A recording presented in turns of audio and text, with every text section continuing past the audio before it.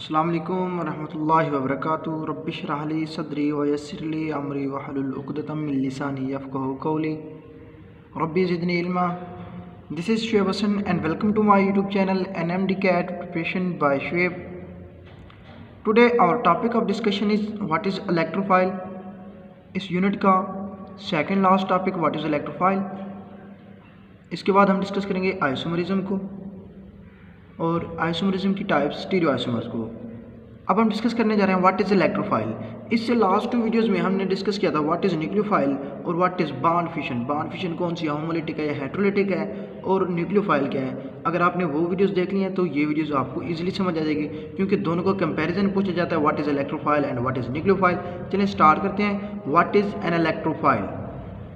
The word electrophile shows that it is electron loving because it is derived from 2 words electro and phile. Electro means electron and phile means loving.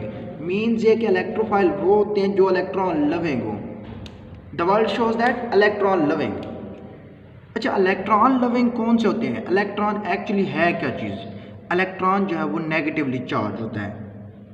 जो negatively charge को attractive होता है, जो उसको attract करता है वो कौन सा होगा, पॉजिटिवली चार्ज होगा। इसलिए नंबर 2 पर जो पॉइंट्स है वो कहता है इलेक्ट्रोफाइल इज पॉजिटिवली चार्ज। ये पॉजिटिवली चार्ज होता है खुद, लेकिन ये अट्रैक्ट किसको कहता है, नेगेटिवली चार्ज इलेक्ट्रॉन को। ये खुद तो पॉजिटिवली चार्ज होता है लेकिन ये अट्रैक्ट किसको करता है, नेगेटिवली चार्ज इलेक्ट्रॉन को। नंबर 2 पॉइंट्स आपने समझ लिया। पहला पॉइंट था electron loving. Electron loving means ये नेगेटिव चार्ज को लविंग है, इसको अट्रैक्टिव है, अट्रैक्ट करने वाला है। जो नेगेटिव को अट्रैक्ट करने वाला है वो खुद क्या होगा, positively charge. Number 3 it means that they have deficiency of electron. इनके पास डेफिशिएंसी ऑफ इलेक्ट्रॉन होती है बट न्यूक्लियोफाइल के अंदर 1 या 2 लॉन पेयर अवेलेबल होते हैं बॉन्डिंग के लिए, वहाँ एक्सेस ऑफ इलेक्ट्रॉन होती है। But here it means that they have deficiency of electron, इधर इलेक्ट्रॉन की डेफिशिएंसी होती है। और इलेक्ट्रोफाइल न्यूट्रल भी हो सकते हैं, पॉजिटिवली चार्ज भी हो सकते हैं। न्यूट्रल कौन से होंगे, जिनका ऑक्टेट कंप्लीट ना हो, और पॉजिटिवली चार्ज कौन से होंगे वो हम आपको बताते हैं। और it acts as Lewis acid, और ये लीविस एसिड के तौर पर एक्ट करता है, जबकि जो न्यूक्लियोफाइल है वो लीविस बेस के तौर पर एक्ट करता है। ये चंद पॉइंट्स है कि इलेक्ट्रॉन लविंग होता है, इलेक्ट्रोफाइल जो पॉजिटिवली चार्ज है, so it attracts negatively charge electron. It means that they have electron deficiency. It can be neutral. Neutral कौन से होंगे, ऑक्टेट जिनका कंप्लीट ना हो, और पॉजिटिवली चार्ज भी हो सकते हैं। It can act as Lewis acid. Next चलते हैं कि न्यूट्रल इलेक्ट्रोफाइल कौन से हैं और पॉजिटिवली चार्ज कौन से हैं। न्यूट्रल इलेक्ट्रोफाइल जिनका ऑक्टेट कंप्लीट ना हो, जैसे कि BF3 हो गया, AlCl3 हो गया, SO3 हो गया, BCl3 हो गया, ये क्या है, न्यूट्रल इलेक्ट्रोफाइल है। और पॉजिटिवली चार्ज कौन से हैं, H पॉजिटिव हो गया, NO2 पॉजिटिव हो गया, CH3 पॉजिटिव हो गया। जिनके ऊपर पॉजिटिव चार्ज आ जाए वो पॉजिटिवली वो होते भी इलेक्ट्रोफाइल हैं, और जिनके ऊपर नेगेटिव आ जाए वो न्यूक्लियोफाइल होते हैं। और न्यूट्रल इलेक्ट्रोफाइल वो होते हैं जिनके अंदर ऑक्टेट कंप्लीट हो, जिनका ऑक्टेट कंप्लीट हो, वो होते हैं न्यूट्रल इलेक्ट्रोफाइल। कुछ एक्सेप्शनल केसेस हैं, हम इधर पढ़ेंगे एक्सेप्शनल केसेस कौन से हैं। कुछ हमने 4 पॉइंट्स बताए हैं कि ये इलेक्ट्रोफाइल नहीं हैं, हालांकि इनके ऊपर है पॉजिटिव चार्ज, लेकिन ये इलेक्ट्रोफाइल नहीं है। क्यों नहीं है ये भी हम आपको बताते हैं कि फर्स्ट ग्रुप का जो मेटल्स होते हैं, जैसे कि लिथियम पॉजिटिव है, सोडियम के ऊपर पॉजिटिव है, पोटाशियम के ऊपर पॉजिटिव है, रुबिडियम के ऊपर पॉजिटिव है, सीजियम के ऊपर पॉजिटिव है। जो फर्स्ट ग्रुप के मेटल्स हैं इनको हम पॉजिटिव चार्ज भी ऊपर आ जाए तो इसको हम इलेक्ट्रोफाइल नहीं कहेंगे। क्यों नहीं कहेंगे, इसकी रीज़न क्या है, क्योंकि इनके पास एक वैलेंस शेल में 1 इलेक्ट्रॉन होता है। जब ये वैलेंस शेल वाला इलेक्ट्रॉन लूज करेंगे तो इनका ऑक्टेट हो जाएगा कंप्लीट। जैसे ही ऑक्टेट कंप्लीट हो जाएगा तो ये इलेक्ट्रोफाइल नहीं होंगे due to its octet complete. जो फर्स्ट ग्रुप के मेटल्स हैं, लिथियम के ऊपर पॉजिटिव है, सोडियम के ऊपर पॉजिटिव है, पोटाशियम के ऊपर है, या रुबिडियम है, या सीजियम है, इनके ऊपर पॉजिटिव है, वो है पॉजिटिव। लगता तो ये कि इलेक्ट्रोफाइल होना चाहिए लेकिन है नहीं। क्यों इनका ऑक्टेट कंप्लीट हो जाता है, क्योंकि इनके ग्रुप में जो फर्स्ट ग्रुप है इनके वैलेंस शेल में 1 इलेक्ट्रॉन होते हैं, जब वो लूज करेंगे तो उनका ऑक्टेट कंप्लीट हो जाएगा, इसलिए ये इलेक्ट्रोफाइल नहीं होंगे। अच्छा, सेकंड ग्रुप के मेटल्स जो है, सेकंड ग्रुप के मेटल्स जैसे कि Be पॉजिटिव है, 2 पॉजिटिव, Mg2 पॉजिटिव है, Ca2 पॉजिटिव है, Sr2 पॉजिटिव है, Ba2 पॉजिटिव है, तो ये भी इलेक्ट्रोफाइल नहीं है, हालांकि इनके ऊपर है पॉजिटिवली चार्ज। पॉजिटिवली चार्ज हमने क्या किया, इलेक्ट्रोफाइल होते हैं। लेकिन Be2 positive, Mg2 positive, Ca2 positive, strontium के ऊपर 2 पॉजिटिव है, बेरियम के ऊपर 2 पॉजिटिव है, ये इलेक्ट्रोफाइल नहीं है। इसकी रीज़न क्या है, क्योंकि इनके वैलेंस शेल में 2 इलेक्ट्रॉन होते हैं। जब ये 2 इलेक्ट्रॉन लूज करेंगे तो वो ऑक्टेट इनका कंप्लीट हो जाएगा। ऑक्टेट जब इनका कंप्लीट हो जाएगा तो वो इलेक्ट्रोफाइल नहीं होंगे। हालांकि इनके ऊपर है पॉजिटिव चार्ज। ये 2 पॉइंट्स। थर्ड पॉइंट है कि थर्ड ग्रुप के जो मेटल्स हैं, Al3 पॉजिटिव है, Ga3 पॉजिटिव है, बाकी जितने भी मेटल्स हैं, अगर उनके ऊपर भी पॉजिटिव 3 आ जाए तो वो भी इलेक्ट्रोफाइल नहीं होंगे। हालांकि इनके ऊपर है पॉजिटिव चार्ज। बार बार मैं ये बात कर रहा हूँ, इनके ऊपर है पॉजिटिव चार्ज। आपने ये नहीं कहना कि सर ये इलेक्ट्रोफाइल है, नहीं है। क्यों उनके इनका जब ये लूज करेंगे 1 इलेक्ट्रॉन फर्स्ट ग्रुप वाले, 2 इलेक्ट्रॉन सेकंड ग्रुप वाले और 3 इलेक्ट्रॉन सेकंड ग्रुप वाले, तो इनका ऑक्टेट कंप्लीट हो जाएगा। जिनका ऑक्टेट कंप्लीट हो जाए वो इलेक्ट्रोफाइल नहीं बनते।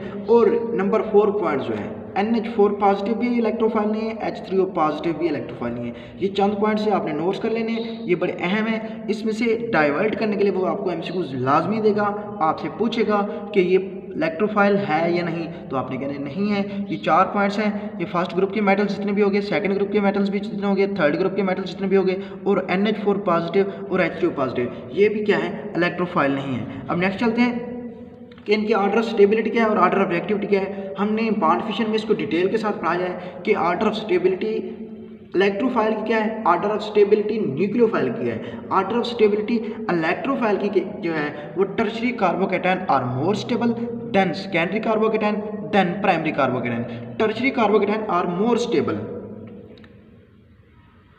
फिर सेकेंडरी कार्बोकैटायन मोर स्टेबल, फिर प्राइमरी कार्बोकैटायन। आपसे वो MCQs में ये ट्रेंड भी पूछ सकता है सिंपल। इसके अलावा कोई स्ट्रक्चर बना के दे दे, टर्शरी कार्बोकैटायन की कोई स्ट्रक्चर बना के दे दे, वो भी आपसे MCQs में पूछ सकता है कि इसमें कौन सा ज़्यादा स्टेबल है। तो आपने प्रेफर किसको करना है, tertiary carbocation are more stable than secondary carbocation than primary carbocation. इसी तरह ऑर्डर ऑफ जो स्टेबिलिटी होता है वो इसके इन्वर्स होता है किसके, ऑर्डर ऑफ रिएक्टिविटी के। तो primary carbocation are more reactive than secondary carbocation than tertiary carbocation. ये चंद अहम पॉइंट्स हैं जो आपको बताने थे, क्योंकि इसमें से भी आपसे वो MCQs पूछ सकता है। तो आपको ये पता होना चाहिए कि ऑर्डर ऑफ स्टेबिलिटी क्या है और इसका ऑर्डर ऑफ रिएक्टिविटी क्या है। तो आपने कंफ्यूज नहीं होना, आपने उनको बता देना है कि सर इसका ये पॉइंट है। अब नेक्स्ट चलते हैं कि इसकी स्ट्रेंथ क्या है इलेक्ट्रोफाइल की। ये किसके ऊपर डिपेंड करता है, ये डिपेंड करता है चार्ज डेंसिटी के ऊपर। चार्ज डेंसिटी के ऊपर डायरेक्टली रिलेटेड होता है। चार्ज के डायरेक्टली और साइज के इन्वर्सली जो चार्ज जितना ज़्यादा होगा, जितने ज़्यादा होंगे वो इलेक्ट्रोफाइल इतना ज़्यादा होगा। जैसा कि थर्ड ग्रुप के जो इलेक्ट्रोफाइल हैं थर्ड ग्रुप के, हालांकि वो एक्चुअली है नहीं, वैसे मैं आपको एग्जांपल के तौर पे बता रहा हूँ। उनके ऊपर जितना चार्ज बढ़ता जाएगा वो इलेक्ट्रोफाइल भी उतनी ज़्यादा स्ट्रेंथ होगी उनकी। अच्छा, जिनका चार्ज बढ़ता जाएगा इलेक्ट्रोफाइल भी वो उतना स्ट्रांग होगा, और जिनका साइज़ कम होगा, जिनका साइज़ कम होगा वो भी क्या होगा, स्ट्रेंथ होगी उसके इलेक्ट्रोफाइल की स्ट्रांग होगा। तो चार्ज के डायरेक्टली तो साइज़ के इन्वर्सली, एक अगर डायरेक्टली है तो दूसरा इन्वर्सली होना चाहिए। तो चार्ज जिसके ऊपर ज़्यादा होगा, साइज़ जिसके ऊपर कम होगा, वो गुड इलेक्ट्रोफाइल होगा और स्ट्रेंथ भी उसकी ज़्यादा होगी। तो गुड इलेक्ट्रोफाइल की एक पहचान आपको बताते हैं कि number 1, good electrophile is that which has small size, जिसका स्मॉल साइज होना चाहिए। नंबर 2, हैव हायर चार्ज, कि उसके ऊपर चार्ज ज़्यादा होनी चाहिए। हमने ऊपर यही बात की है, स्मॉल साइज हायर चार्ज। जिसके ऊपर स्मॉल साइज है, कोई भी आपको कंपाउंड देता है या एटम देता है, कुछ भी दे दे, कोई भी स्पीशीज दे दे, आपसे कहे कि इसमें से गुड इलेक्ट्रोफाइल कौन होता है, तो आपने ये 3 रिक्वायरमेंट्स कंप्लीट करनी है। पहले 2 रिक्वायरमेंट्स मैं आपको बताता हूँ कि एक तो स्मॉल साइज होनी चाहिए उनका, स्मॉल साइज के साथ उनके ऊपर चार्ज भी ज़्यादा होना चाहिए, और बाज़ औक़ात हम ग्रेटर इलेक्ट्रोनेगेटिव डिफरेंस का भी असर हम ये लगाते रहते हैं, इसका रिलेशन भी लगाते रहते हैं। पहले स्मॉल साइज, दूसरे नंबर पर हायर चार्ज को, और बाज़ औक़ात हम ग्रेटर इलेक्ट्रोनेगेटिव डिफरेंस का भी इम्पैक्ट लाते हैं, उसका रिलेशन बनाते रहते हैं। कैसे है कि जिसका स्मॉल साइज होगा, हायर चार्ज होगा, वो गुड इलेक्ट्रोफाइल होगा। ये हमसे कुछ करते हैं कुछ कि which of the following is good electrophile, इसमें से कौन सा है गुड इलेक्ट्रोफाइल है, Cl positive, Br positive, I positive या नन। तो हमने क्या कहा है पीछे कि जिसका स्मॉल साइज हो, नंबर 1 जिसका साइज स्मॉल हो। तो देखें 7th ग्रुप में स्मॉल साइज किस क्या है, इसमें से क्लोरीन, क्लोरोनियम, ब्रोमोनियम, आयोडोनियम, इसमें क्लोरोनियम का स्मॉल साइज है। और हमने क्या कहा है, चार्ज भी ज़्यादा होना चाहिए, तो इन पे सबका एक ही चार्ज है, तो ये इम्पैक्ट नहीं कर रहा। तो ग्रेटर इलेक्ट्रोनेगेटिविटी, तो देखें इनमें से इलेक्ट्रोनेगेटिविटी किसकी ज़्यादा है, 7th ग्रुप में पहले फ्लोरीन की, फिर क्लोरीन की। तो क्लोरीन की इलेक्ट्रोनेगेटिविटी भी ज़्यादा है और साइज़ भी कम है बनिस्बत आयोडीन के, इसलिए हमारा गुड इलेक्ट्रोफाइल कौन सा हुआ, क्लोरोनियम आयन। अच्छा, एक और एमसीक्यू है, which of the following is electrophile, इसमें से इलेक्ट्रोफाइल कौन सा है, H3O पॉजिटिव है, NH4 पॉजिटिव है, H पॉजिटिव या ऑल ऑफ दीज। तो मैंने आपको पीछे इसका डिटेल बता दिया है कि H3O पॉजिटिव और NH4 पॉजिटिव ये इलेक्ट्रोफाइल नहीं है, जबकि H पॉजिटिव जो है वो इलेक्ट्रोफाइल है। इसका आंसर चार्ली हुआ। और आपने एक बात याद रखनी है कि जो पॉजिटिवली चार्ज इलेक्ट्रोफाइल होते हैं वो ज़्यादा स्टेबल होते हैं, वो ज़्यादा स्ट्रेंथ रखते हैं बनिस्बत न्यूट्रल से। आपने इधर देखें, ये पॉजिटिवली चार्ज है ना, ये ज़्यादा स्ट्रेंथ है इनकी, या ज़्यादा ये गुड हैं बनिस्बत किससे, न्यूट्रल से।